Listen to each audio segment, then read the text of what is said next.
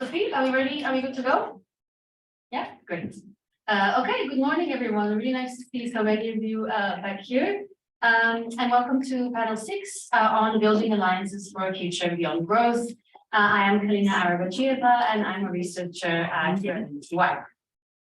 So yesterday we talked a lot about the need for system change towards a more sustainable economy, a well-being economy, a post-growth economy, or even degrowth in developed countries. And so from where we stand now, obviously any of these possibilities require very significant economic and social transformation. And that cannot happen without joint efforts from different actors and serious social momentum from different corners. So kind of like a strong current that brings together different social movements.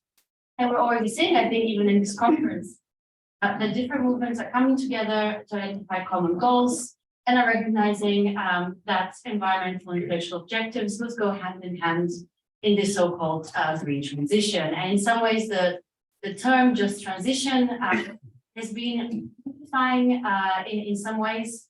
And it's the one that many of the organizations represented here now advocate for. But I think if we look closely, we realize that probably not all of them mean the same thing by just transition. So we've got just transition, meaning deep transformation towards a socially just society without growth, or perhaps it means the creation of new jobs for workers in sort of growing green economy that the European Green Deal promises. So I think there is still kind of a gap between these.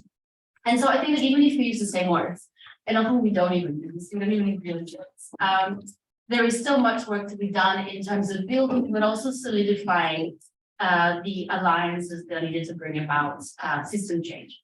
And so what we want to do today in this panel is think about the alliances that we're seeing emerging, or perhaps not yet emerging, the challenges and perhaps also the conflicts that we still face in that respect, and also the steps that we need to address some of these challenges. And I don't mean just the kind of this European or international or even the national level, but I also mean at the local level, working with local communities, with workers, and also with local government. And so I'm very pleased to welcome here and to introduce you 5 really excellent speakers who come from different backgrounds and have a very wide range of experience in terms of alliance building between them. So I'll start with Simon, because he's right next to you and go down this way.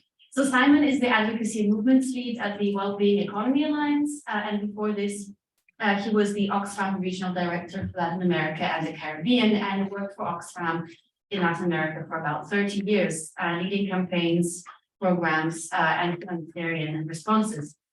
Matteo Mandegli is a PhD student in political studies at the University of Milan, and he works on the comparative politics of eco-social policies, and is one of the coordinators of a newly established sustainable welfare and eco-social policy network. Then Ekaterina, next to him, Ekaterina Do Moreno, is associate professor of political science at the University of Padua, and her work looks at policy design, implementation, and learning in multi-level settings with respect to EU policies on sustainability, but also cohesion, and among other things, she's also worked on projects on participatory forms of policymaking at the local level. And then we've got Jagoda Munic. Is that correct? Is it Jagoda or Jagoda? Jagoda, okay. Is the director of Friends of the Earth Europe, who has for many years worked on environmental research and activism, ranging from the local and now the more European international level, particularly focused on the Western Balkans and Turkey. And last but not least, is Kobe Martens, who works for the FGTB and FGTB Youth. FGTB is one of the main trade unions in Belgium. And he is also one of the coordinators of the PEACE network, which I think Network for Environmental Awareness, which organizes trainings and environmental awareness sessions for workers. So I gave my sort of dear panelists the very easy tasks of answering 2 rounds of very difficult questions in 5 minutes each, which I know is not a very long time, but I will We only have 1.5 hours, so let's try and stick to the 5 minutes. I will, what should I hold up? I will hold up my notebook like this when your time is up, more or less. Don't stop in the middle of your sentence, but just see it as a signal that it's maybe time to wrap up. Okay, any questions at this point? No? All clear. So I'll start with my questions. And my first question was a kind of general question to Simon, which is, Simon, the shift to a post-growth or a well-being economy requires the involvement of a wide range of social actors and movements, and also joint efforts and strong alliances between them. So what are some of the key alliances that you think are necessary, and what kind of alliances do we already see emerging, the local and the global level, and what are some of the main challenges for them to work together?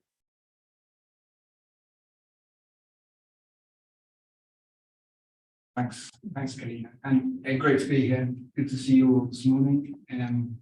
So I work with the Wellbeing Economy Alliance, and by definition, the Wellbeing Economy Alliance is an alliance of alliances and networks and organizations and individuals and governments and business, and the nature of our organization has many of the challenges of bringing together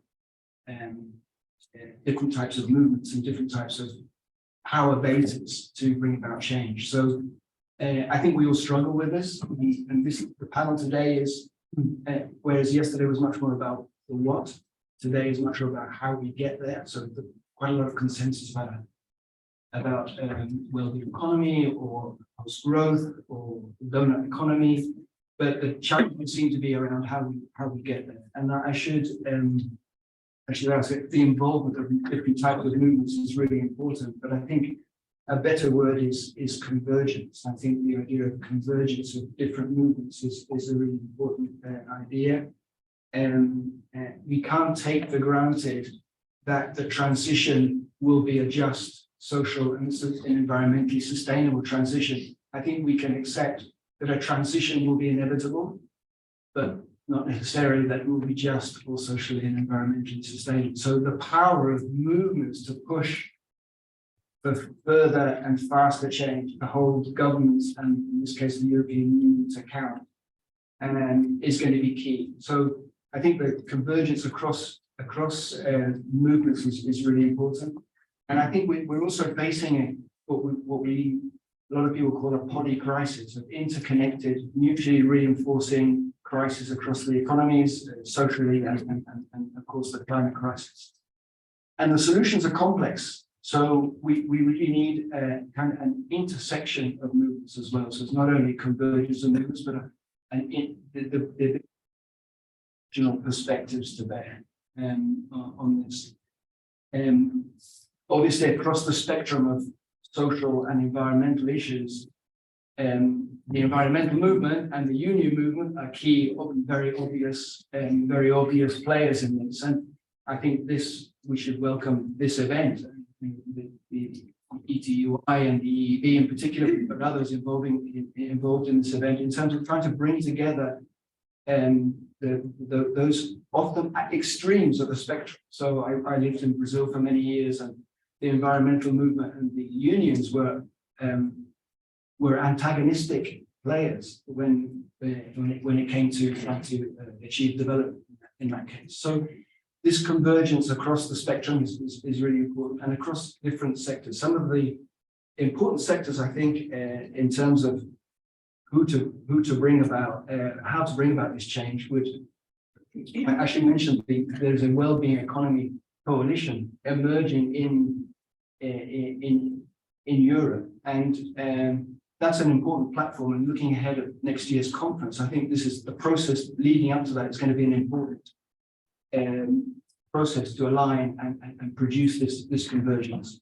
But looking at the key sectors that you asked, Karina, I think they can be played out in different geographical contexts, and it's not always the same combination and same mix of players. But in addition to the union movement and the environmental movement, I think yesterday Philippe commented on the importance of how many young people were in the public, and I think youth sector is really key.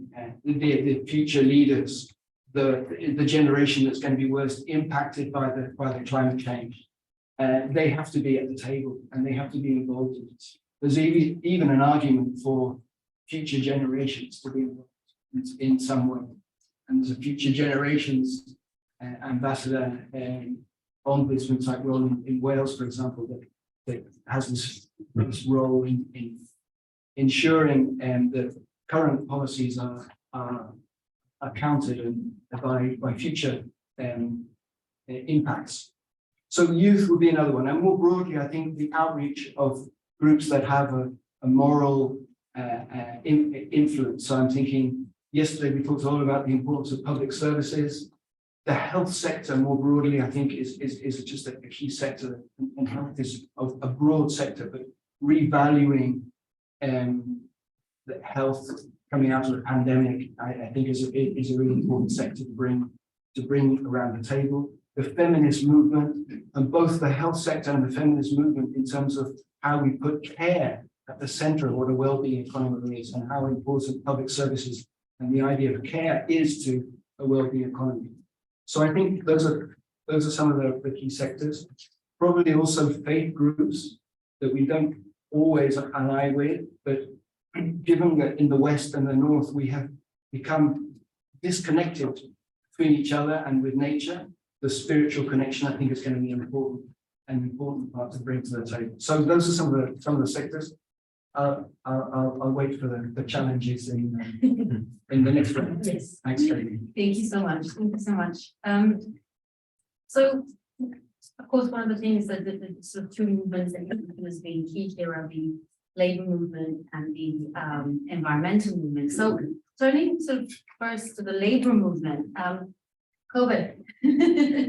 So this shifting to a sustainable economic model beyond growth, it's obvious that it will be possible without the corporate, but also the active involvement of workers and trade unions. But currently they are facing really significant challenges: cost of living, energy, inflation, inequality, and unemployment, and so on. So it's multiple crises that we're talking about. So perhaps the focus is on these more immediate concerns and a long-term goal of system change. And so how do we get workers on board also in this longer term vision? How do we convince workers and unions, especially the alliances with other movements, perhaps ones with which they've had difficult relationships in the past, could contribute to a better future for them, and what has worked well in your experience? Very good question, because it's not easy. And Simon said it very clearly that still in the experience, trade union movements and environmental movements were sometimes antagonists in a way. And it's maybe, if you look at it very binary, a correct way. But we have to take what trade unions are doing. Trade unions, we are the trade unions. What are we good? We are good in being on company floors. We are good in being in society. We have representatives everywhere in big companies, and these representatives normally they're very enthusiastic, very engaged in their company. They're also very engaged in their society, community.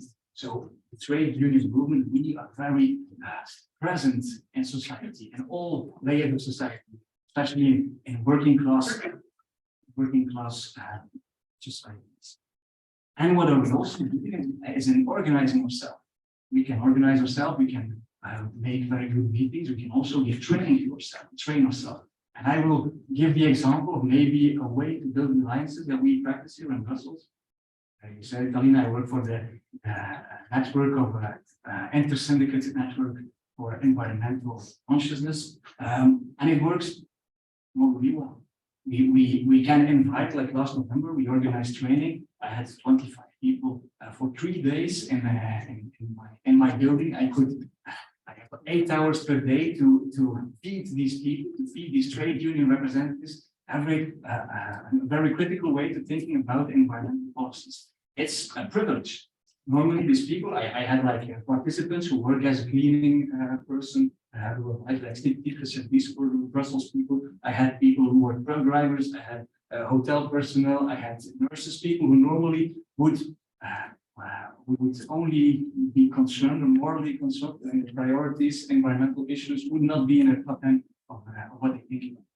and trade union can organize training where we can take these people. Let's say we have 3 days in a row where we talk about environmental things. And this is something, it's a privilege. In these trainings, we invite people from the environmental NGOs, we invite experts who can confront these workers, these people with real problems, real world priority problems that are very much short-term problems, and then we can confront both. And I have to say, I don't want to congratulate myself, but I have to congratulate the organizing of this training. It's very nice. There is a real exchange between these people who are working, who have these real concerns, who are maybe a little bit more short-term in their priorities, and people from environmental NGOs that confront both ideas.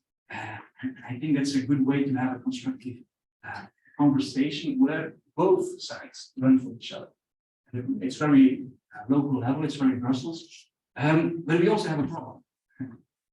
Not everything is easy. These 2 days, it goes about past growth.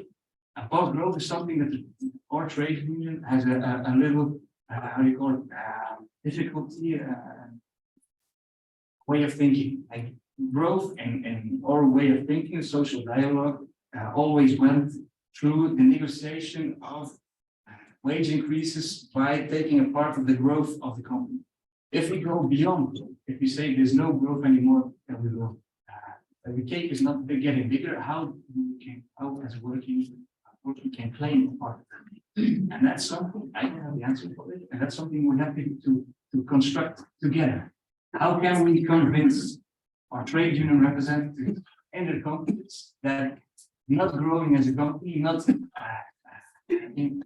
more, how that's getting bigger, how that's good for the if there's thing on the cake, will be possible. So that's I think very short, what I think is an idea to build an alliance. Thank you so much. Thank you very much. So turning now to the environmental movement, Jagoda, there is now more and more recognition within the environmental movement that environmental climate policy must go hand in hand with social measures, and the transition must be a just one. So where do we see new alliances emerging as a result of this, perhaps particularly with trade unions, and where do we maybe see tensions and remaining conflicts? Good morning. Thank you for the invitation. It's a pleasure to be here. Well, indeed, we see that intersection of social and mental issues is more mainstream in recent years. I would have to say that the result of a decade of work done in the past on alliance building between some of us in the mental movement and some of the trade union. For example, we at Friends of the Europe have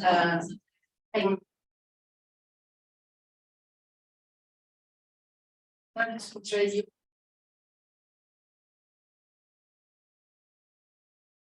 Examples, we have a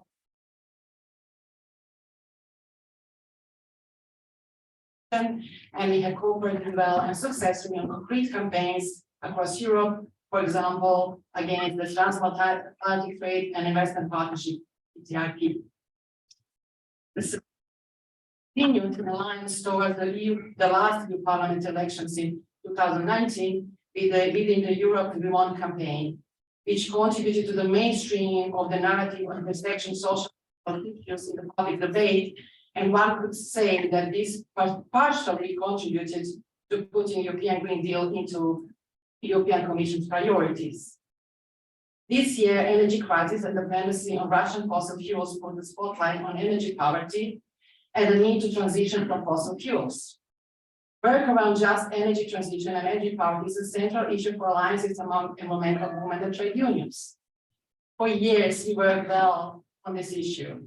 Within the Energy Coalition unites trade unions, anti-poverty groups, social housing providers, NGOs, environmental campaigners, health organizations, and energy cooperatives across Europe to tackle energy poverty. Another good example is the Justice is to Everybody Business campaign by more than 100 civil society and trade union organizations, which demands a strong EU law to hold business accountable for human rights and environmental violations or due diligence law. In a 2021 petition, we mobilized more than 500,000 people and 700 civil society organizations from around the world to express support for such a law in the European Union. There are more examples of work among environmental organizations and trade unions on national level. Friends of the member groups have successfully worked with trade unions on just transition in Netherlands and Scotland, just to name a few. This point is that seems that more success we have on the issues that are targeting a specific piece of legislation that needs to be created from scratch. On the other hand, the observation is that the more general the issue, the more divergences are appearing among trade unions and environmental movement, as it is hard to have more detailed and various policy positioning, which leads to the lowest common denominator demands. In other cases, particularly around just transition, differences are timeline of transitioning industries. Furthermore, neither environmental, neither trade union movements, diversity within both movements in political analysis and ways of working in different issues and sectors, as well as a country-specific and I would like to discuss that with you at some point. Internal structure and decision-making of complex and different organizations can also vary and can block more progressive demands. Another problem is the impact of pandemic and remote work on alliance and movement building work, which very often need this trust building element in itself. So I would say that the last few years have impacted creation of new alliances or slowed them down. Another example is this inside-outside strategies, where unions might be more on the inside negotiating and environmentalists on the outside demanding, sometimes even pulling out of sign-offs of demands that coalitions prepared. I can share one example from Scotland, where our member groups worked.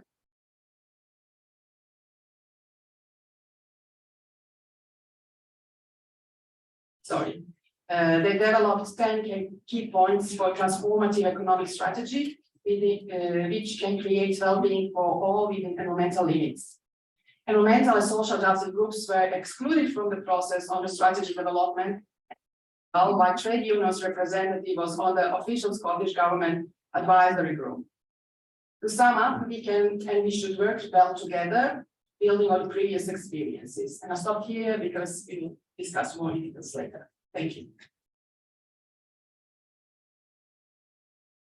Thanks a lot. Thanks very much. And one of the things that you mentioned was the Right to Energy Coalition. And if I'm not mistaken, I think Matteo has worked on this. So Matteo, you've studied from a kind of more academic perspective, some examples of alliances between environmental groups and social NGOs, but also trade unions. So what's been the incentive for these groups to come together? And is sort of the term just transition a unifying concept, or are there still different understandings of that concept that perhaps lead to sort of tensions or significant differences? Well, thank you very much, Kalina, and thank you for inviting me. I'm very, very happy to be here and actually very humbled in such a distinguished panel. But yes, as you were saying, I've been studying from an academic perspective, let's say the politics behind just transition for a few years at different levels. So from the European Union level, where I've studied actually the Right to Energy Coalition, member states like especially Spain and Ireland, and some local cases like Taranto in Italy. And so in all these cases, what emerges is that we have these two groups, right? We have a green group with green movements, green NGOs, and green parties. And on the other hand, we have the, where we also have local communities that are affected by decarbonization, and we also have social NGOs that represent the most marginalized groups. And so these two groups have parallel incentives, let's say strategic incentives. On the one hand, the Greens would like to advance on climate policies, promote decarbonization in certain sectors. And on the other hand, the Reds would like, of course, compensation, or would like to be involved and have justice that is both procedural in the decarbonization process. So when do these two different parallel incentive sort of come together? When do we find exchange between these two groups? So my 2 cents on this, from the research that I've conducted, is that these strategic incentives come when the power resources of these 2 groups are neither too high nor too little. Because if these power resources are too high, then we can expect these groups to actually block the alliance with the other group, and they will go alone in pursuing their own strategy. And this is the case, for instance, of some trade unions in some sectors in Europe, like, for instance, the Polish trade unions in the coal sector. But they also don't have to be too weak, because we have the case where, for instance, in non-unionized sectors, where the demands of workers are totally not represented in the transition. So when the power resources are somewhere in between for both groups, so also for the Greens, then we can expect these 2 groups to come together. And in this sense, just transition, because of course there's not just pure strategic rationality, but also ideal frameworks, and just transition provides a due normative framework for these 2 different groups to find the lowest common denominator, as Jagoda was saying, and a unifying term, as Kalina was saying.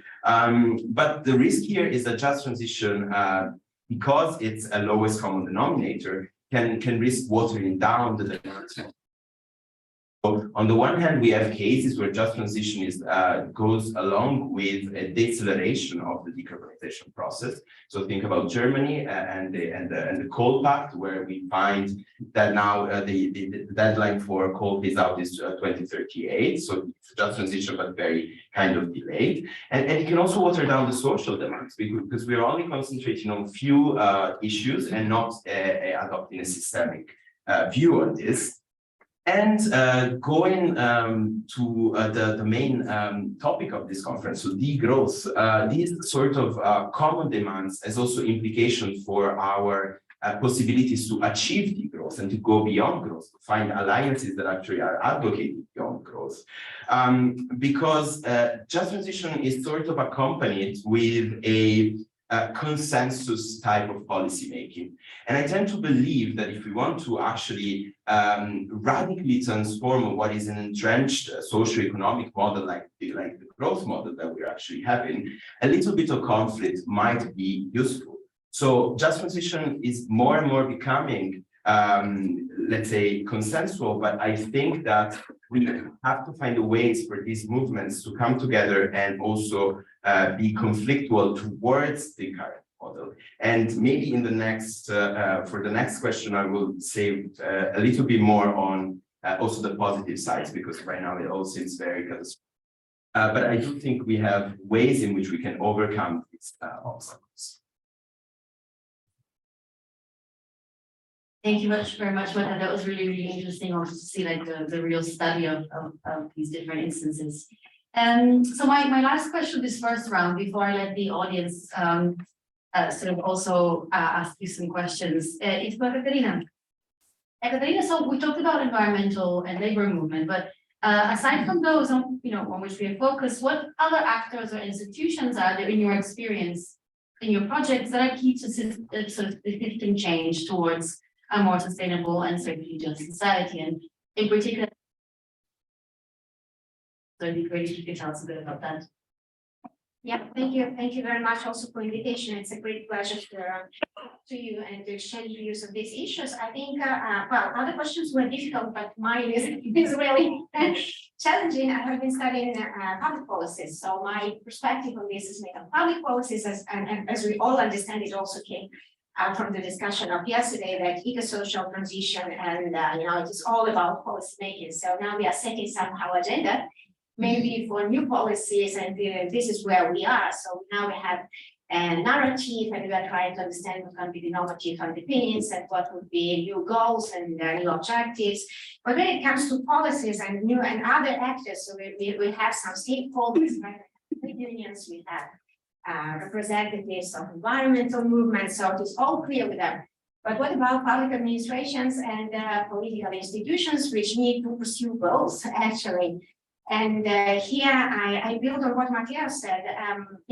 We can be enthusiastic, we must be enthusiastic, and about new ideas and how to put this new agenda into practice and on paper first in policy design.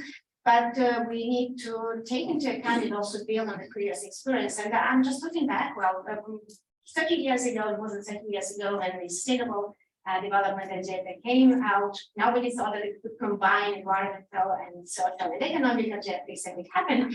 And interestingly, actually, local authorities were identified as key actors in implementing this agenda. So Agenda 21, which was agenda local, Agenda 21 local, had actual local authorities and main actors in implementing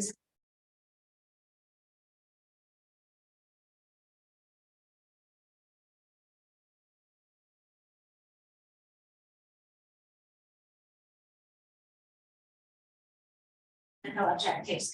We have some good experience actually putting together environmental and economic objectives where we did something already. And here we have plenty of examples of how local authorities can be proactive. We have huge networks, like Agenda 21, we have e-play movement, we have covenantal mayors, we have global compact of mayors. So we have really a political movement of local authorities who share these objectives, and I would expect them from what they are doing actually locally, that they include somehow social objectives together with environmental objectives. And this is a sort of systemic change, yes, because we need to put them in terms of objectives of new policy goals at local level. And concretely, what is it about? It's not about industrial policies, it is not about employment policies, because this would be mainly at the national level, right? We have this very multi-level perspective, but this will be about energy poverty, it will be urban regeneration, it will be sustainable mobility, it will be about food policies. So it is not about only big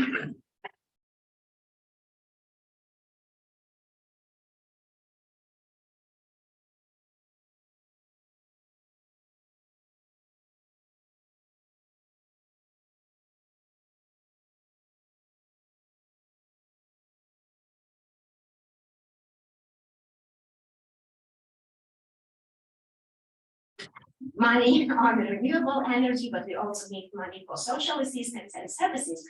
So it is, yeah, we need actually coalitions. And here my main trouble, let's say, with the public institutions, administrations, and politics, because what would be this coalition rule, right? How do you bring actors together? Because you always have those supporting more environmental objectives, and when they work, we will talk about this later.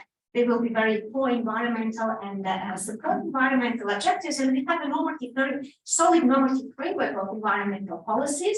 We have precautionary principle, prevention principle, polluter-pay principle, which are really important, but social policies have a totally different sort of normative underpinnings, because you have inclusion and inequality and justice. So it's not a trivial thing to put these big agendas together in terms of concrete policies. So how are you going to redesign policies at national, regional, and local level in the end, and how you're going to combine these at the level of instruments? So what are you going to do? Are you going to subsidize energy efficiency at the local level, and how do you include social dimension in it? Do you consider income? Who is going to be eligible for financial support? Now we have energy crisis. Who is going to be subsidized? I mean, yeah, these are the challenges we local governments are struggling with. But I think that the main challenge, right, it's in terms of paradigm and mindset is already happening somehow, because what we have seen also in the last time, we looked at sustainable urban development policies in the European Union in particular. And there were so many good practices of sustainable urban strategies. So they were really local, but there are plenty of good practices in this sense. And then the curious thing that we discovered with our research was actually that process was continuous. So those governments, local governments, which were doing something for the environmental, but somehow also about social implications or challenges, because that was demanded on the one hand local communities, because they were doing something for local communities, but then we had a very hard pressure.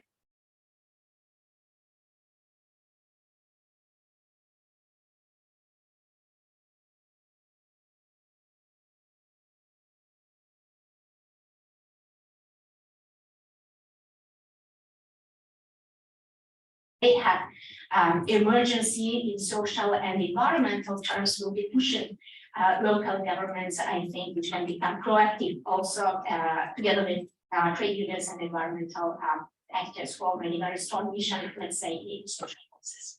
Thank you.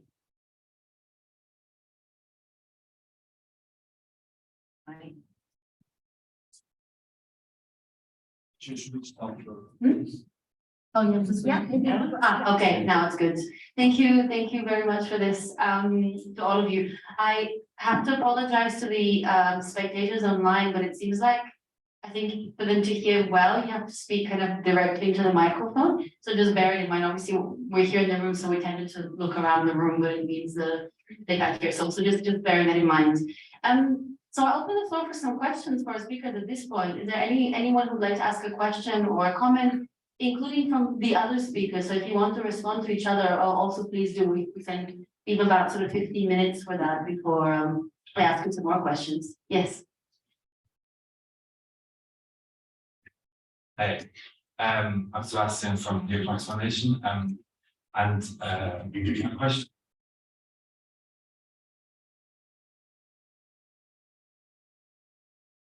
There's serious concerns in much of Europe about energy crisis and what that will mean about energy poverty. And I wonder where the social movements on the streets are going to be after this winter. And that being an opportunity for environmental groups and social movements to come together to ask for massive redistribution, and that being an opportunity to find those synergies between different groups, because I think environmental groups have for too long forgotten about the social elements, and it's trying to find that now. But going out onto the streets and having groups like Extinction Rebellion also really focused on how to make lives tangibly better, I think is what we need to be moving towards. So maybe some of your thoughts on how to find synergies during this winter. And maybe just one more point. I mean, we had yesterday that GDP is really stagnating, and it's going to continue stagnating. Food prices going all over the place, considering Ukraine, considering the climate emergency. So things are not going to change drastically. Things are not going to get better drastically in the short run. So we need to find those synergies soon. Thanks. Thanks very much. I think there were 1, 2, 3 questions that I saw on this end. So Paolo, I think you were first. Fantastic panel. I'm Paolo Tomasetti, Associate Researcher, GTY. I had a comment and a question for Simon. You mentioned convergence across movements of alliance, but a key ingredient of convergence is solidarity, which was a concept that was relatively absent in your intervention.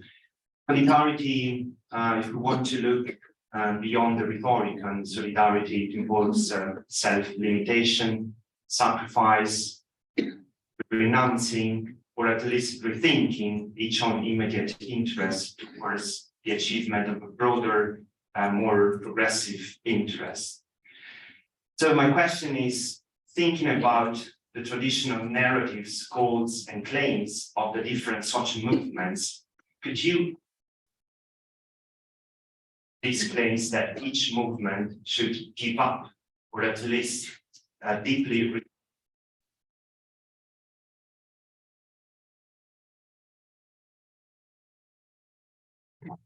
Thank you. I think there was one new question there. And Peter, you had a question as well, or no? Okay. Okay, 1, 2, 3, 4, and then there'll be one for the chat, and maybe that'll be it for this round. Maybe next round. Okay. Sorry. Yes. Well, a little against how it works. There was mentioned that the civil society and environmental NGO movement has more recently been discovering social issues. So that is, I think, a misperception. As Jagoda already mentioned, we're doing that since 20 years, but it hasn't been always recognized by trade unions, although we had a number of corporations, particularly in the media and the public perception that has not been really resonating. There's a good reason for that. And one of the reasons is that it is easy to play both sides against each other. Just saying that liberal parties which never cared a damn about workers are suddenly so much social conscious when it comes to equal taxes. And increasing salaries is not possible because that would increase unsustainable consumption.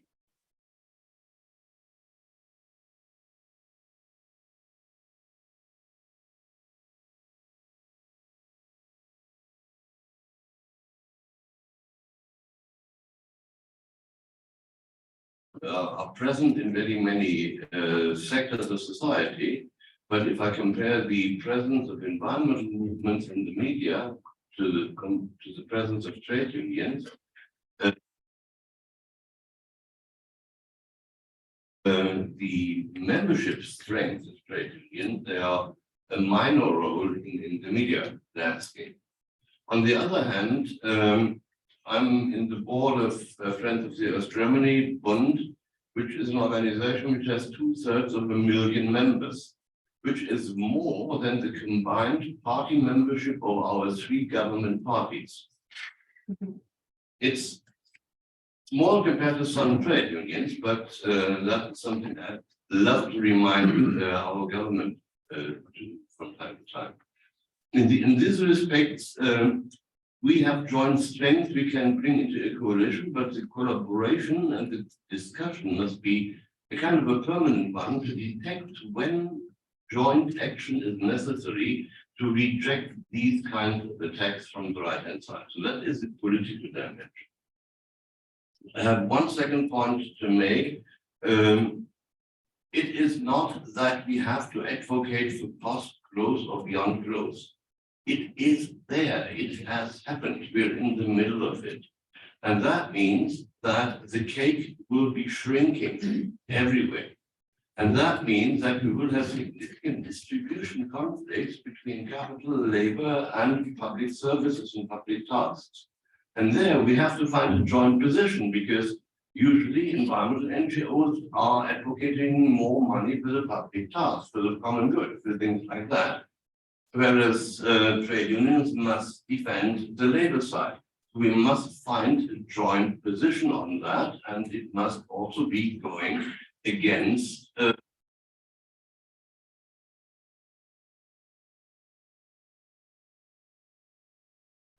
last point to be mentioned. There is NGOs are not, environmental NGOs are not a homogeneous group, just like trade unions are, but there is a simple indicator how you can find with whom you can work. It's simply those who are dependent on business donations are usually not the best partners of trade unions.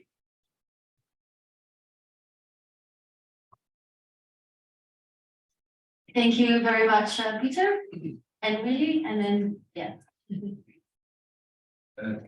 Is this working? Yes. Yeah, thank you for that. Just perhaps a quick addition to the 2 questions previously linking to that. I really love this panel, like the discussion is really, really brilliant. Elaborating these difficulties here with the Labour Nature Alliance. But I just wanted to highlight how perhaps the panel can talk a bit more about the opposing side. So capital, you already alluded to that. Who are we kind of opposing here and bringing out a bit more the conflictual side, which can be difficult, I know, but just perhaps thinking a bit more about, especially this energy crisis and how movements like enough is enough, which just in terms of terminology is interesting as well from a kind of beyond growth perspective. But how movements like that, where trade unions are playing a key role, can be built across Europe and really highlighting the energy issues and building a real Labour Nature Alliance for social ecological transformation. Well, I'll leave it at that. Thanks.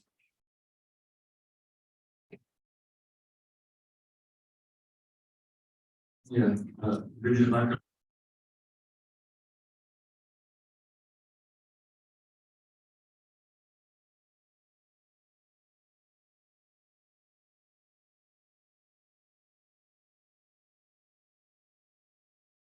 the potential alliances. The first one is actually coming out of the youth climate And that's the climate people.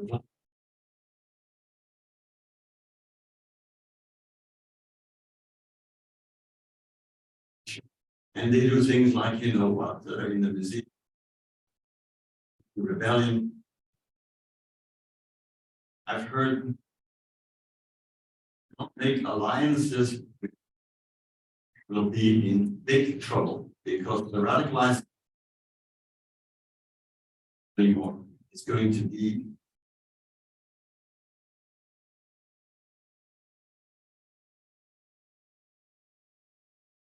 business. There I do not completely agree with you, I think. I think that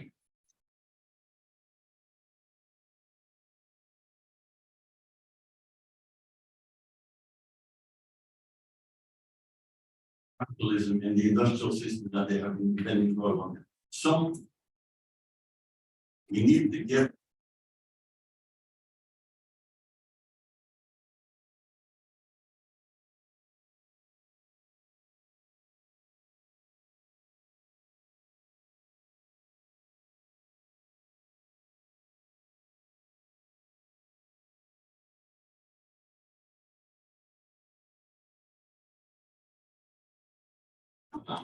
Yeah, thank you. My name is Lukas Spatz and I'm from the University of Gießen. I'm doing PhD in data economic. So actually I studied geography before. I'm kind of an outlaw there, I feel. I think there are still, I mean, there are progressive economics, I know, but there are still many economics. I think it's the right word to speak of getting indoctrinized by free market thinking. And there are, for example, in Germany, political parties like the Free Democratic Party, and they still propagandize these ideas of these liberal market ideas from Friedman and Hayek in politics. And I see this as a threat still. And because, I mean, if you get taught by these ideas and you believe in it, I mean, you get taught for like, I don't know, many years. And then you actually, there's still policy consulting and politicians are still in this mindset, many. And I wanted to ask the panel if they also see this threat, and also the second thing about it is how can we counteract this and maybe make some joint communication against this still ideas. That would be my point. Thank you. Thanks very much. And if you didn't have enough questions already, I'll just add two brief points from the chat because they were interesting. So one is kind of it's a general question. So what arguments will convince environmentalists to support workers' industrial disputes, and for trade unions to then include environmental demands in their bargaining? So a kind of general question. And then I think the other one was good as well. I mean, we'll get to it a bit in the second round of questions, but maybe Simon, this one's for you. You know, how can we in the wealthy West ensure that in addition to supporting a just transition here, we also ensure alliances with those in the global South? So that's something we haven't discussed, so I thought I'd add it there. So lots of questions. Maybe you could come on some of that. Who wants to go first? Simon? Yeah. Okay. So that follows on from your question, which was directed at me, so as well. I think, you know, in terms of what to rethink, the global connection to what we're talking about is really important. So we're looking at solutions in Europe, we're looking at a transition in Europe, a just transition in Europe. And I think we need to be really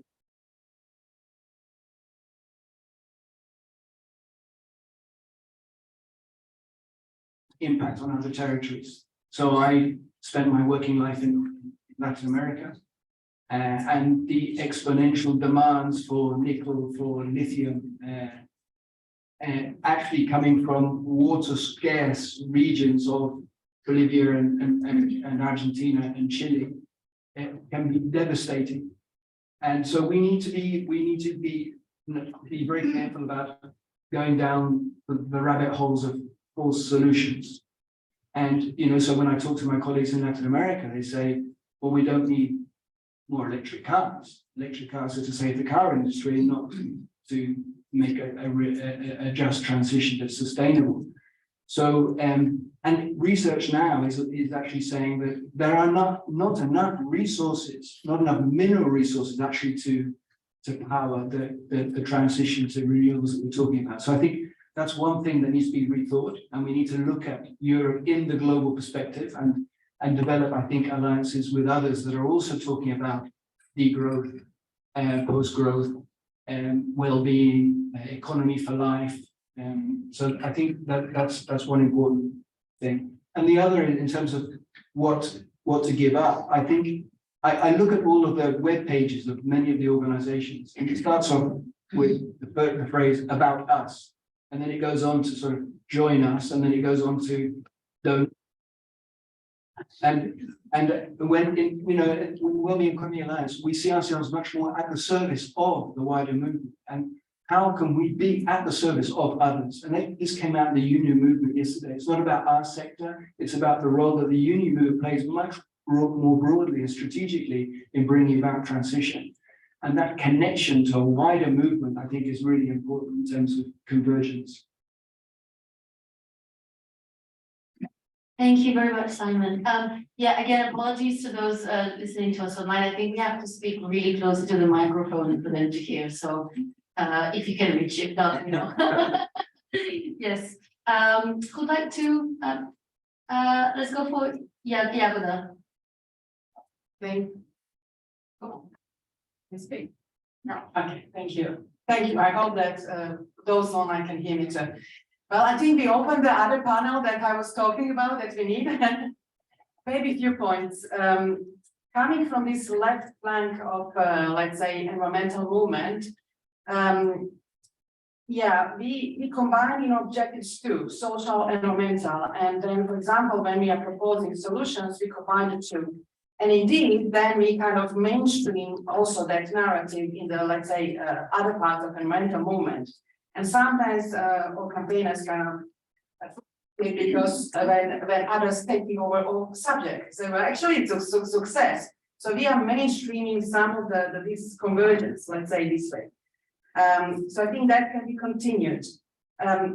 We are at the point in time when we, in a broader public, have recognition as people start to recognize that this is not what we have now in terms of social economic system or capitalism is not working. So the question is what next and how to go there, right?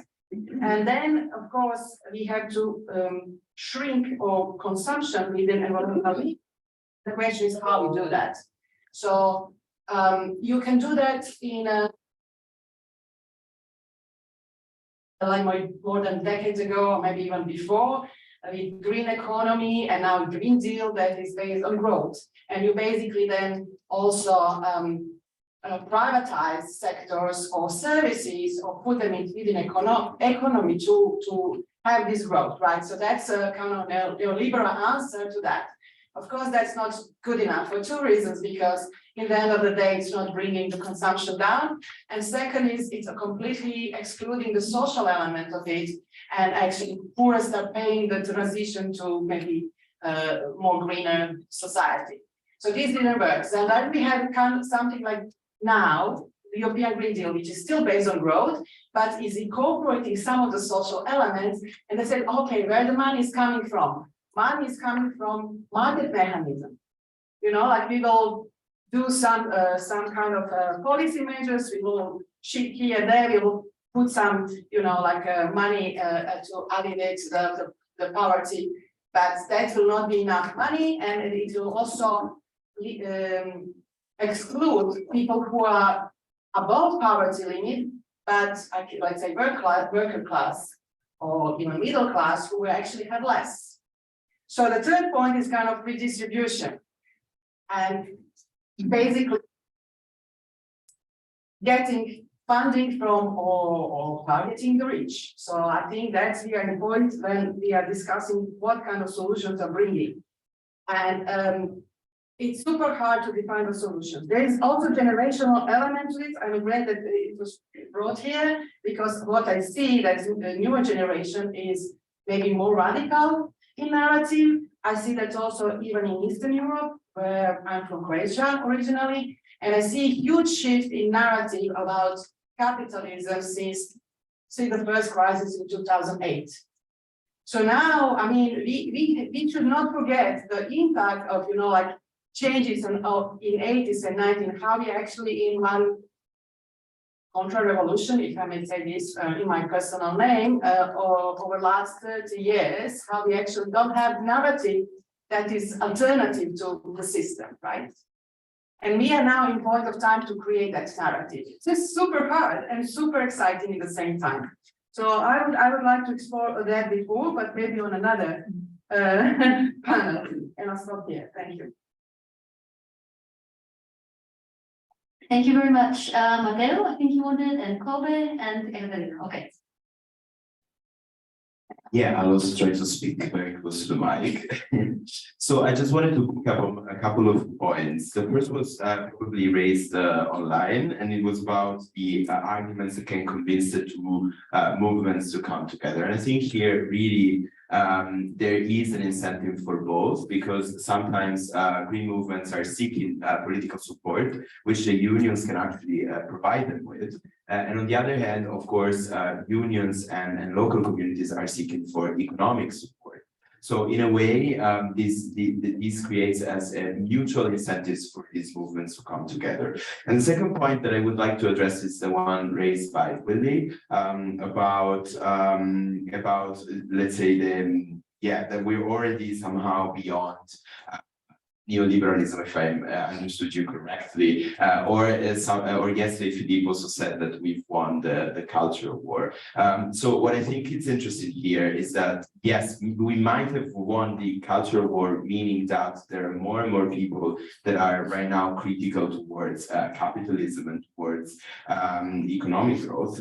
But on the other hand, what we're actually seeing is that the concentration of power towards the richest is increasing. So the sort of the idea, the ideological dimension, the cultural dimension does not coincide with the power dimension. And so what I think it's relevant here is that why is it so? Why do we have that in democratic settings where the government should reflect the preference of the electorate?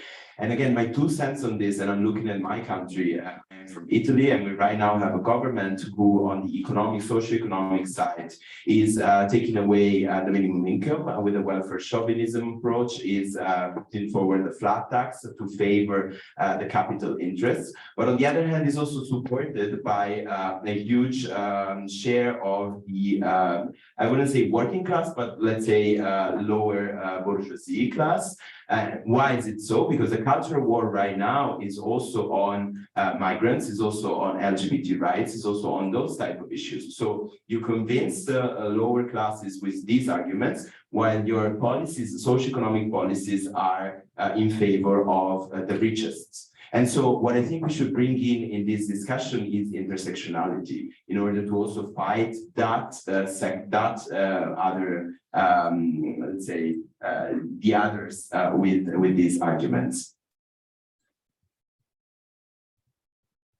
Very, very interesting answer. I liked it, Matteo. The advantage with having a lot of questions that I can cherry pick, which I will answer to and which not. I will start with your question. You said like we have to mobilize after the energy crisis for more mass redistribution. I would say like we were already doing that, but it didn't have a lot of traction.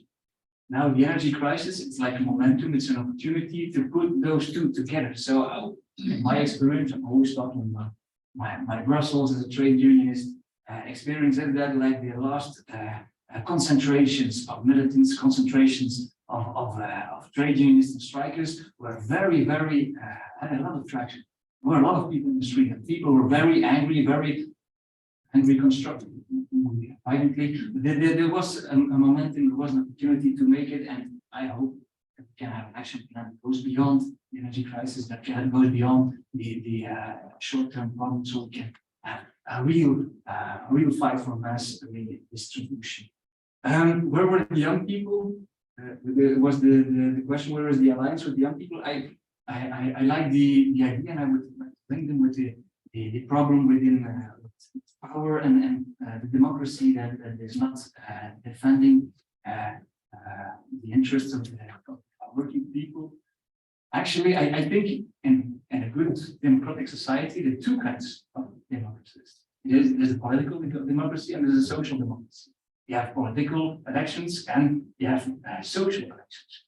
And on the political side, it's very difficult to make the cultural shift into the political power. But on the social side, social elections, there is an opportunity. There is a real way to bring in the cultural idea of, no, we're anti-capitalist. We have to cut down this ideology. It's not bringing any benefit for anyone. And on the social election, it's something to bring. And then I want to link with young people. Young people, sometimes they don't know, they're not really confronted to social elections, they're not active working part of their life, so they don't know about social elections, and it's an opportunity for trade unions to say, like, hey, you young people, you young person who want to do something about the environment, you could militant, you could put yourself on a list for social elections and use your mandate, use your position as a representative to defend your co-workers and also make the carbon footprint of your company better. And it's a way, Karin said, I worked for the FGTD Jeune, for the young trade unionist of the FGTD. Last week I'm replaced, so I'm old now. Until last week, it was a way to convince people to say, like, yeah, sometimes I think about trade unions, it's old tanker, I don't want to be involved with that, but they were convinced, they were very militant on the environmental part. So we could say that, yeah, no, but these issues also could be brought into the instances, the trade union instances, where you can have your real impact on local and company level. It's something. Alliances in the global south, in Brussels, also Brussels, it's not that difficult. A lot of Brussels workers, a lot of Brussels representatives, they are issued from migration, they have family still living in other countries. So they're very conscious about it. So to bring the consciousness to the working or to our members, it's not the most difficult way, especially when we talk about the mineral problem. It's in the training that we give, it's a very easy way to convince everyone. And then about capitalism, I would say, like, capitalism is very good in reinventing itself. It reinvents itself as people like. Every crisis they find capitalism itself finds a way to enforce their power. I'm an optimist, and I think, okay, capitalism is doing it fast. We do it better. We do it from the ground up. We do it what and what we can convince the people, power, eventually to don't think as a consumerist, don't support the capitalist way of living. So I think we should fight the fight, even if it's difficult, even if it's slower, even if it's a battle uphill. But we're doing that. So. Thank you very much. That is very optimistic. I really like that. Thank you very much. And Katarina, so I will just maybe address a few points. There were no direct questions, but I will reconnect to what Kobe just said. I've been thinking, well, we are speaking here about the change, all right? We need a change, and we're speaking about alliances and changing models. But we need a sort of behavioral change, maybe also in very small things, because otherwise you're not going to change big models. Otherwise, you have a big mismatch.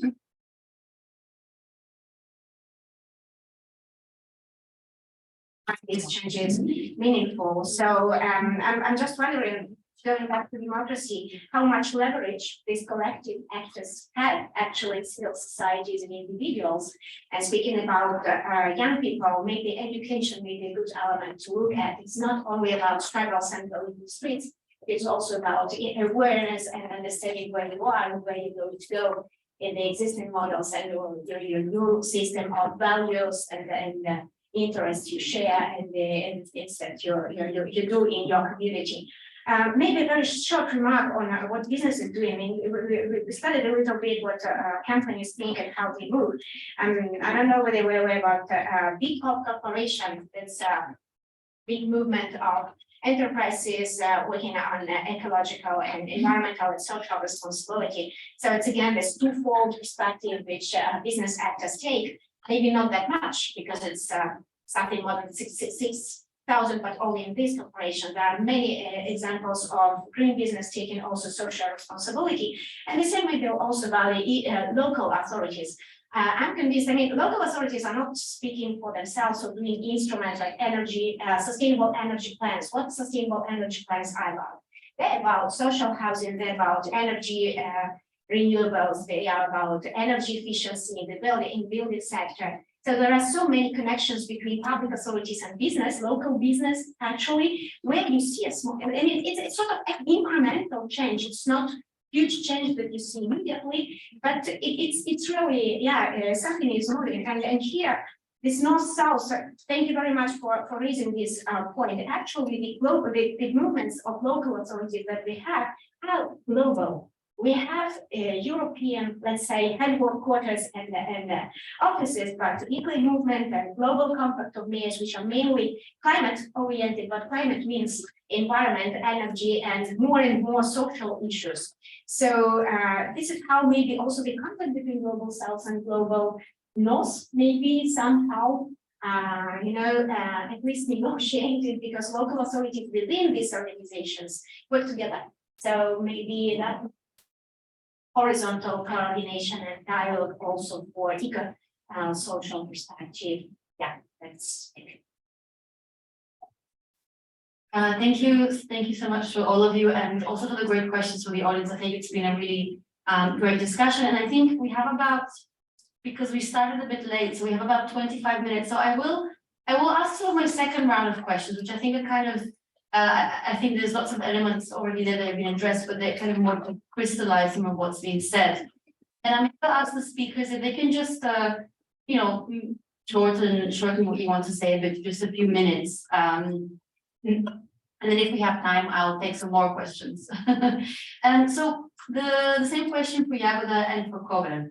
So, in a few, not a few words, but what are the most important steps that we can take to bring the environmental and trade union movements even closer together? And so how can we encourage these linkages that have already started to form and have been around for a long time, but particularly at the local level?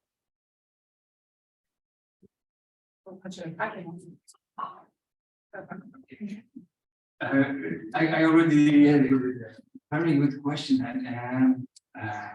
The first thing I would say is, like, don't do it on your own. This is what it's all about. It's about alliances, but don't do it on your own as a trade union as well. In Brussels, we work with 3 trade unions together. We also work with the government. And it was already mentioned that we have to get the government. We get some money from the government. It's a good thing, but it's also because we can we access communities, we access people that the government in Brussels doesn't have access to. So it's a win-win situation. The government is like, we have these policies, we have this new organization of society, and there's a big part of the Brussels society that doesn't understand, doesn't want these policies. Why? How can we explain it to them? It's very difficult to access these people.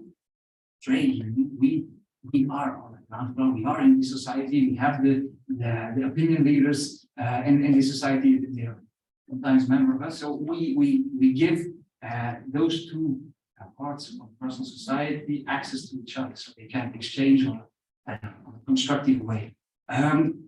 Also, like in Brussels, we have the Brussels FGTD. We like to redefine the trade union. We call ourselves the syndicat de la vie, the trade union of the city. And it means that we don't only see the economic tissue of sectors, but we always also see the city as a place to live, where working people are living, where the families are living. And so I think it's important to make the interest of also the living in Brussels, also the interest of the trade. You cannot see those apart. And so it makes a linkage between those two, not dividing everything. Then to go fast, yeah, young and old, I already said, like young into the trade unions. We have to build things together, like together with the government, together with or representatives that are also individuals in society who can construct some new policy parts. Thank you. Obviously, I prepared some proposal before, but now I'm exploring all the questions. Then, I think we have to, first question to ask is why we want to have alliance, like what we want to achieve. And, you know, like before you go into cooperation, I really like the power dynamic and, you know, how powerful you are in particular area, and then you consider, do you need others to build the power or not? I really like that kind of aspect in analysis, which you are maybe doing or not, or consciously or subconsciously.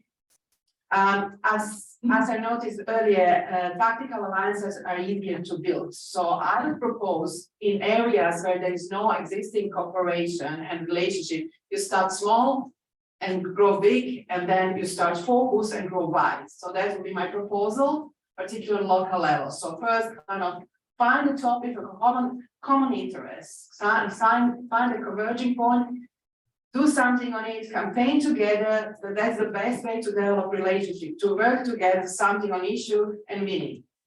After that, people will like to continue to work together. So that would be my first proposal.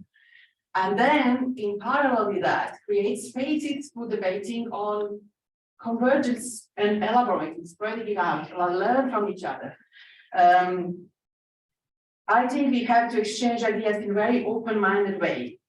Because the future will require quite a different solutions, or actually presence already, and maybe quite different ways of working, different structure of organizations.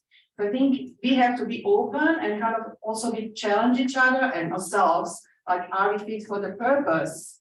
What we need to change, how we can evolve as organizations to become better, the needs that we have to fulfill. Spaces for learning, create spaces for learning, and I think this conference is in that sense quite a good place to be. And maybe a proposal at the end. I think we have to still have a long way to go to define elements, let's say policies that we want to propose on local, national, international level, within kind of this broad frame of well-being economy or whatever we call it, how to bring this social and environmental element together and what kind of policies we want to propose. But I would like to see some of the convergence already towards next European elections and concrete joint demands to build what we've done at the last time and to go a step further. We will not change the whole world in 2 years or 5 years. But what I would like to see, maybe putting this beyond or broad Green Deal or whatever we'll call it, something like that in the next 5 years framework, so that we are actually progressing in that direction that we want to go instead of having everything collapse. Because I see also danger. I see danger of dissatisfaction. I'm so sorry I didn't answer your question. I got a bit scattered. But you know, like it is opportunity now, this crisis. It is opportunity to propose solutions, short-term solutions, how to survive the winter, this winter, next winter. But these short-term solutions would already contribute to long-term solutions. They cannot be just catching out people to survive and winter. They build new society already. And finding those solutions that will be kind of quick fix now, and maybe not perfect from a mental perspective, or even social, but probably we need to address the social issue right now, maybe slowing down some of the environmental, but building in environmental answers to that. So it's not, the question is, for example, not how to shift from Russian oil and gas to shale gas from the United States and build new LNG terminals. That's not the answer. The answer is how we actually empowering our community to build community energy across Europe under democratic law. How we bring public ownership into the energy sector under more democratic control. How we actually work with the sector to ensure actually have more green energy and less costly energy. And in a way that profit is not going to be extracted in the pockets of you. That is what I would like to see. Us working together in already now, actually starting now, tomorrow, toward next elections, and also not to forget, on many national elections are coming also in Europe. We should not forget that there is what's happening on national level is really, really important. It's not only about Brussels, it's what's happening on local level in Europe. And of course, we have to work with those out of Europe. We are just one part of world. Thank you. Thank you very much. And sort of on that last note that you mentioned, I'd sort of ask Simon to think about how we can achieve greater convergence between these two movements, but also at the sort of global level, and which is perhaps a more challenging task. So I think I really like the points that Jagoda and Katarina have made in terms of the importance of geography. And so the local levels, we're talking here about Europe, but how this plays out at a local level or a subnational level and also at a national level is really important. It's where identity plays an part in terms of convergence. And when we talk about identity, at the global level, going the other way is much more challenging, I think. And I think there is where we need to see a much greater convergence around the narrative. So, I mean, listening to the conversation, we're talking about what the differences are between degrowth and post-growth and well-being economy and the donut economy. But they're all the same thing. And we're looking at the differences, and we should be looking at where we coincide. And I think we will find much more that we have in common and that is mutually reinforcing than that separates us. And that is probably true of I think Matteo's point as well in terms of how unions and the labor movement and the environmental movement come together. There's a sweet spot in all of these convergences. So let's look at those and where we converge there. So I think that's a big challenge globally. But bringing the point in terms of how this all connects to the majority world, I think it's a very different type of conversation. But when we talk about a well-being economy, I think we have to talk about needs. And those needs can be universally agreed upon, I think, quite easily. So, those needs could be around nature, the importance of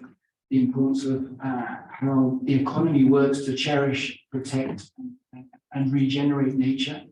That is widely understood in indigenous and First Nations cultures, for example, and actually that's a strength that they bring to that conversation. Dignity as another need in terms of a minimum living wage. Some people talk about a universal basic income, but the way that can then free up time and free up energy to concentrate on other things. Fairness would be another, or a third key need in terms of much more a fair distribution of time and power and money, and purpose would be another one. So what we value and how we value things in terms of contributing to social and environmental well-being. So Ekaterina has mentioned the B Corps. This is a fundamental shift in the way business views the world and its triple impacts, not just about profit, not just about the economic benefits, but also how businesses can make a positive contribution to social and environmental goals. And bringing their money and bringing their resources and bringing their innovation to that. We can't do this with an exclusively redistributed state, which doesn't exist in so many places in the world, will fix all of the problems.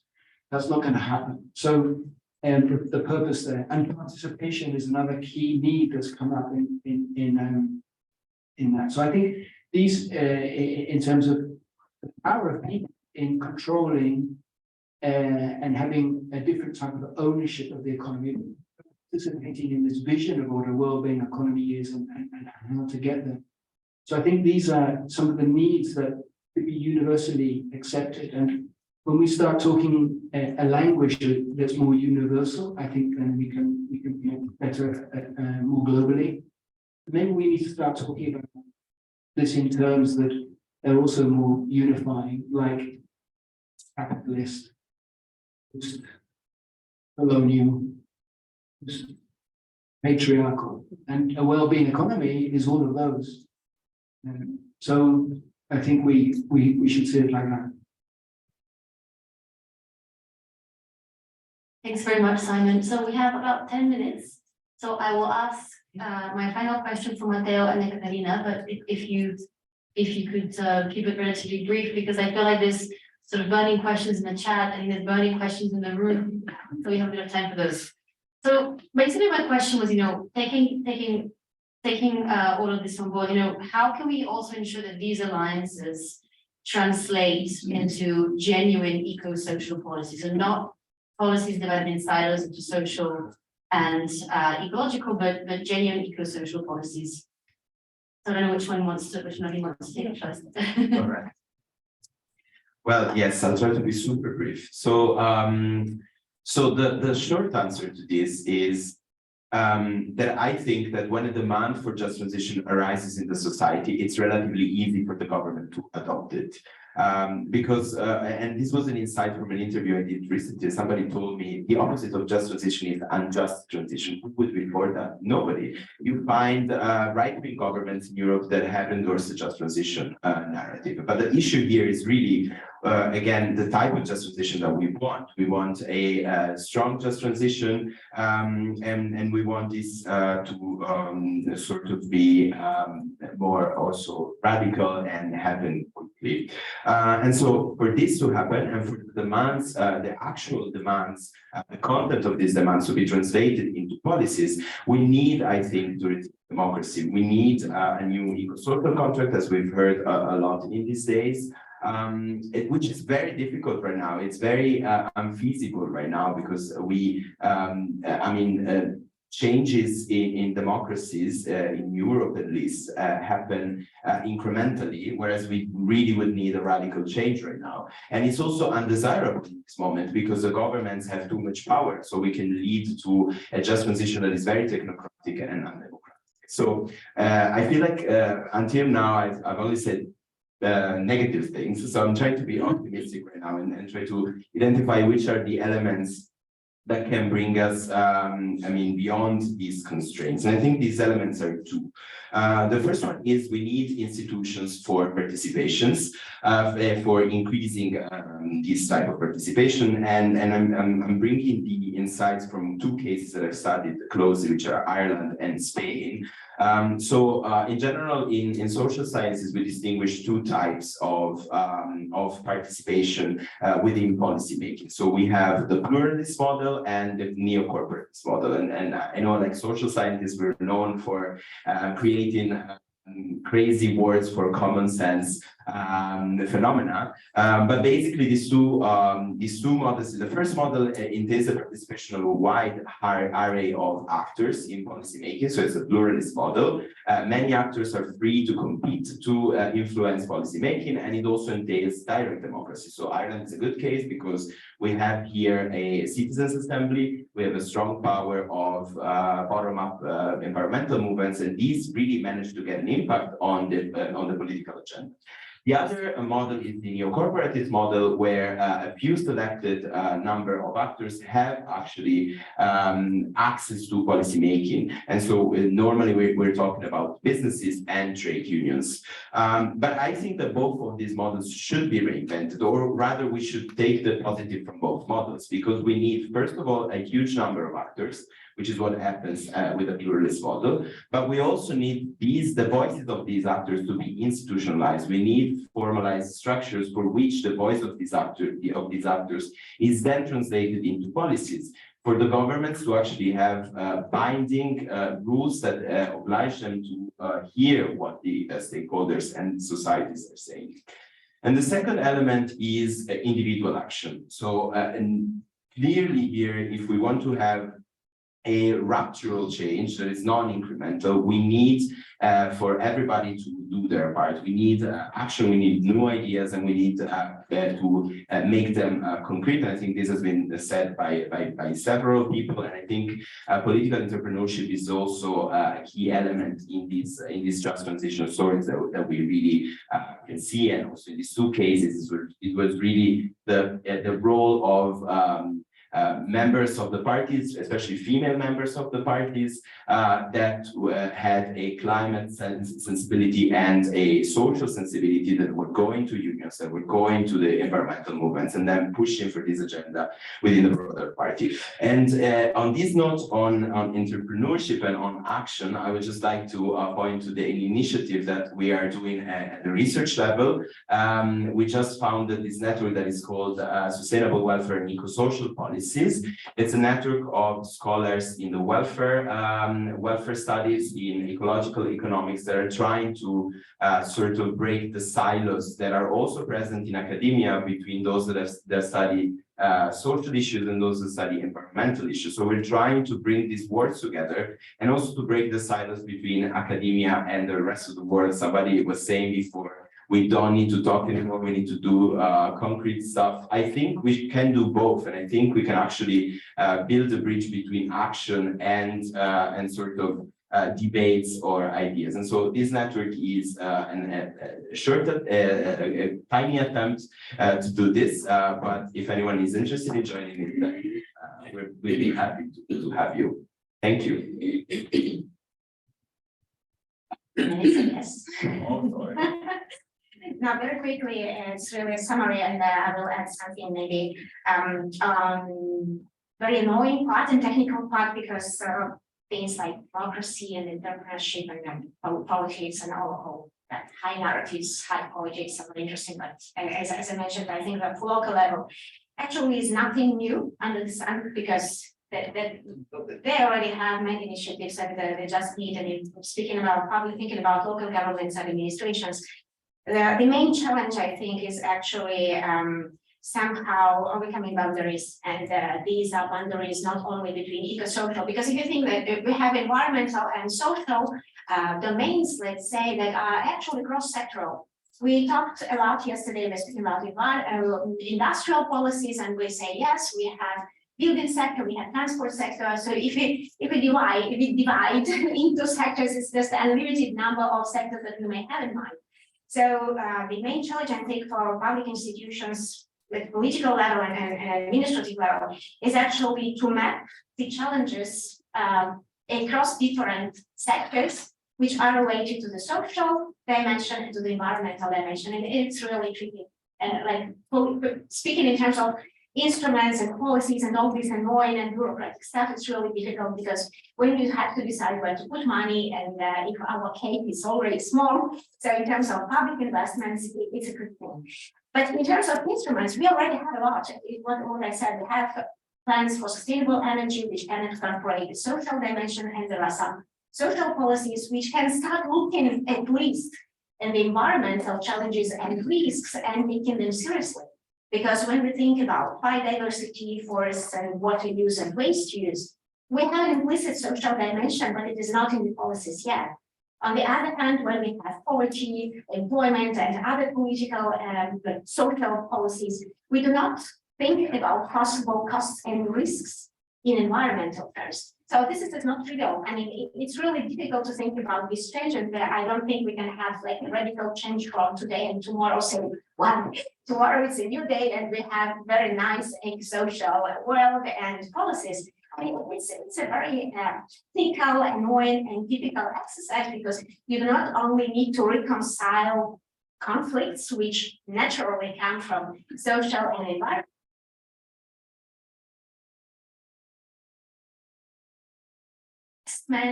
Any kind of support because of energy crisis in short, mid, and long term, because in that way you put it into politics and policies. Otherwise, you do not have a strategy. Otherwise, you have a narrative, and it's not going to affect daily policies and things at the local level. So, sorry, I'm still pessimistic in the sense that it's a long way to go. I mean, it's not immediate, and I think we need a really. If I had to think about what we really need, I think we need a strong leadership and a very convincing leadership, because it is what we have seen also when studying sustainable energy and sustainable water development strategies. Local authorities which have strong administrative or political leadership really convinced about the need of strength, doing better and faster, independent of their capacity in terms of financial resources and whatever, because they fund them. When they're convinced, they find, they build alliances and they find. So maybe the final point, I think we have two levels for building these alliances. On one hand, we have sort of external level because we have different, let's say, actors, right, moving, and to be able to build an alliance, you need sort of alliance between all these actors, but you also need alliances within these actors, because each political institution, each administration need to build connections, and what Matteo was saying, this silo mentality, because they are divided by sectors. I mean, policies and institutions are sectoral, and this is maybe before even thinking about growth and well-being, you need to think how you can overcome these boundaries and work in coordinated manner inside. And then to build these alliances beyond the institutions. So, thank you very much, Ekaterina. Promised over here to take at least one question. Yeah. Before we finish. So one question. Does anyone have one more question, maybe? Yes. Okay. Maybe I'll promise just one more, and then we'll see how we are. So. Okay. Oh, sorry. Simon said that in Latin America, there are not sufficient resources. I think this is a very big problem because the economic and social inequalities are so great. So it is very difficult to realize a social and ecological transition in a short time. And unions are not very strong. And also Europe, normally, we can say that we usually forget this continent. On the other hand, I think also in Europe, we have to ask finance the social and ecological transition. In Spain, we have excess profits tax, companies and banks, but not all European countries are agree with this. What is the opinion of the unions? And finally, I want to insist that we need to consider at the same time the social aspects together with environmental aspects. If not, the citizens will decline climate measures. I can observe this in Germany. There is a big debate with this respect. Thank you.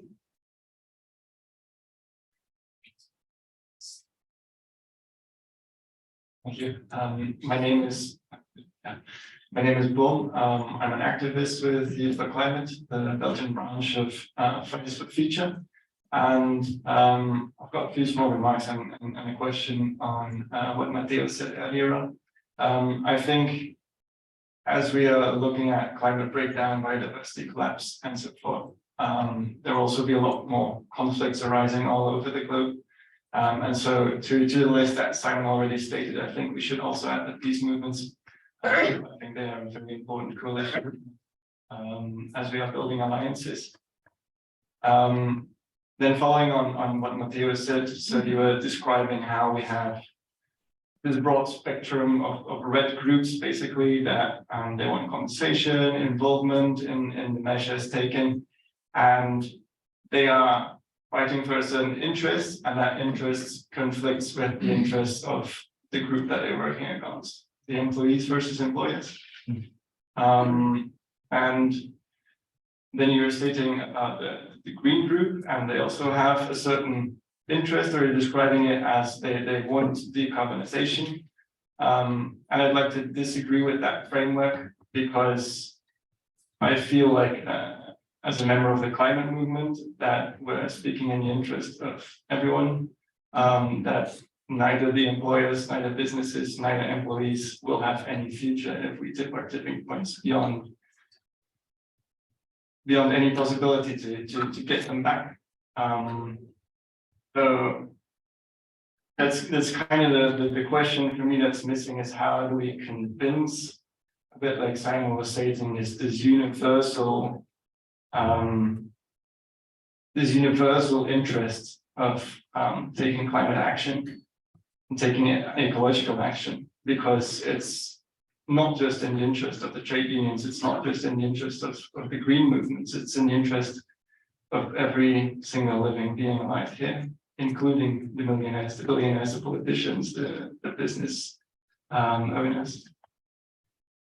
Thank you.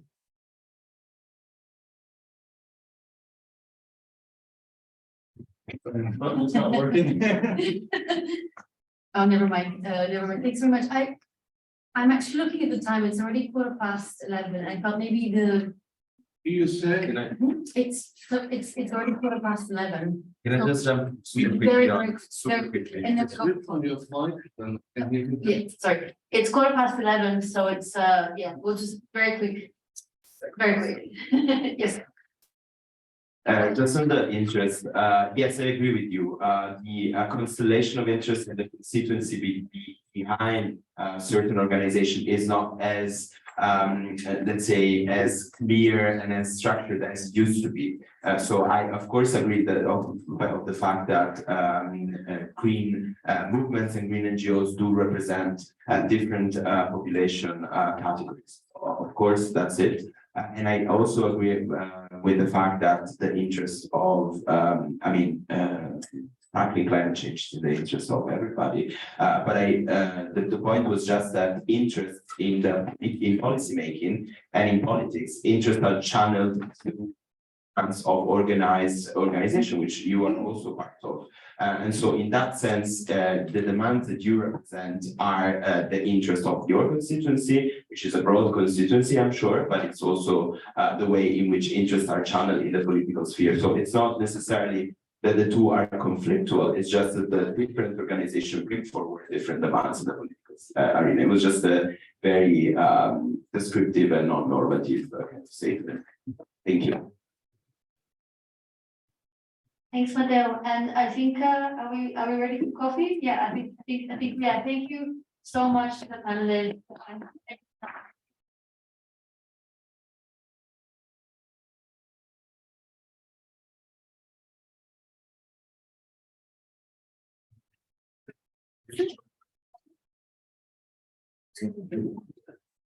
Check.